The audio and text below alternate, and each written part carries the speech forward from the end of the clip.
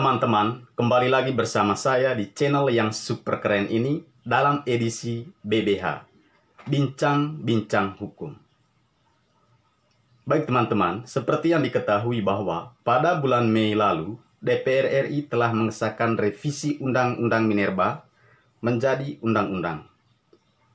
Tapi kemudian, undang-undang ini menuai polemik di tengah masyarakat. Ada yang pro, tapi tidak sedikit juga yang menolak. Saya termasuk yang menolak pemberlakuan undang-undang ini dengan beberapa alasan. Dan alasan-alasan tersebut sangat berkaitan dengan ketentuan-ketentuan hukum yang sedang berlaku. Saya melihat undang-undang ini cacat baik secara material maupun secara formil. Mari kita lihat. Yang pertama, cacat formil. Teman-teman, untuk diketahui, revisi undang-undang ini merupakan inisiatif dari DPR periode lama. Tapi sampai akhir masa jabatan mereka belum pernah dilakukan inventarisasi masalah atau DIM. Padahal jelas, di pasal 17A, Undang-Undang Nomor 15 Tahun 2019, sebagai perubahan dari Undang-Undang Nomor 12 Tahun 2011, tentang pembentukan peraturan perundang-undangan, jelas disebutkan bahwa setiap revisi undang-undang harus terlebih dahulu dilakukan daftar inventarisasi masalah atau DIM. Tapi dalam hal ini, ketentuan itu tidak dilakukan. Hal lain adalah, proses pembentukan undang-undang ini dilakukan secara tertutup, bahkan dilakukan di luar gedung DPR RI. Kemudian tidak melibatkan partisipasi publik dan stakeholder, kemudian materinya tidak dilakukan uji publik. Jadi teman-teman, ini beberapa hal yang membuat saya ragu bahwa memang undang-undang ini cacat secara formil. Dan yang paling genting sekali menurut saya adalah, dalam proses pembahasannya tidak melibatkan Dewan Perwakilan Daerah atau DPD. Padahal kita ketahui DPD ini merupakan representasi kehadiran daerah di pusat.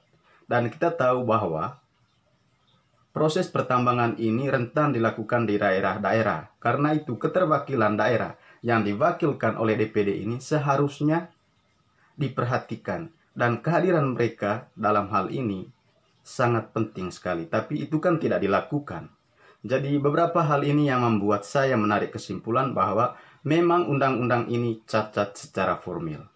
Yang kedua, kenapa dikatakan cacat material? Teman-teman, kalau kita lihat di undang-undang yang baru ini, kewenangan pemerintah daerah untuk memberikan izin operasi pertambangan diatribusikan kepada pemerintah pusat. Nah, teman-teman, ini bertentangan dengan kebijakan otonomi daerah yang merupakan buah dari reformasi dan bertentangan dengan pasal 18A Undang-Undang 1945. Jadi, ketika semuanya dialihkan kepada pemerintah pusat, maka partisipasi masyarakat lokal dalam setiap proses pertambangan yang dilakukan di daerah itu berpotensi dikangkangi. Itu yang membuat undang-undang ini dari segi material cacat. Karena ada beberapa hal yang tidak diperhatikan yang berkaitan dengan kebijakan-kebijakan lokal itu tadi. Yang kedua, dalam konteks perizinan. Kalau kita lihat, di undang-undang yang lama, ada klausul yang menyebutkan sangat jelas bahwa limitasi perpanjangan itu jelas. Misalnya, ketika suatu periode proyek pertambangan dilakukan, maka soal perpanjangan ke depannya itu ditentukan dengan sangat jelas. Tapi di undang-undang yang baru itu, hal itu sangat sumir. Kenapa? Karena yang disebutkan di sana itu hanya hal yang menurut saya itu mengambang atau sumir tadi. Karena itu tidak disebutkan dengan sangat jelas soal limitasi waktunya. Hanya disebutkan dijamin dilakukan perpanjangan. Nah teman-teman, ketidakjelasan ini menurut saya berpotensi menghilangkan kekuasaan negara sebagaimana tercantum dalam pasal 33 Undang-Undang Dasar 45 dan berpotensi menghilangkan tafsir MK. Karena beberapa hal inilah yang membuat saya kesimpulan bahwa secara material undang-undang ini cacat hukum. Karena cacat hukum, maka tugas kita sekarang adalah kita berusaha membatalkan pemberlakuan undang-undang ini, dan caranya adalah dengan melakukan judicial review ke MK. Di sana kita harus membuktikan bahwa dalil-dalil hukum yang digunakan oleh pemerintah dan DPR dalam hal ini tidak beralasan dan cacat. Jadi teman-teman, semoga kita semua bergerak hati untuk melihat hal ini dan berusaha melakukan terobosan yang lebih baik.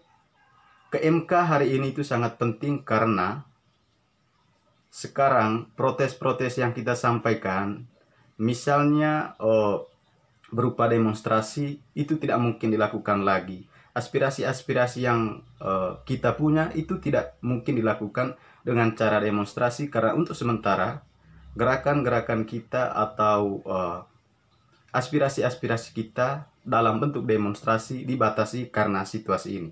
Jadi satu-satunya jalan untuk itu adalah kita sama-sama ke MK. Apalagi di MK proses persidangan uji material itu telah lama dibuka. Jadi itu beberapa hal yang perlu sampaikan. Semoga video ini bermanfaat dan kita semua bergerak hati untuk melihat dan memperbaiki situasi yang sedang terjadi hari ini.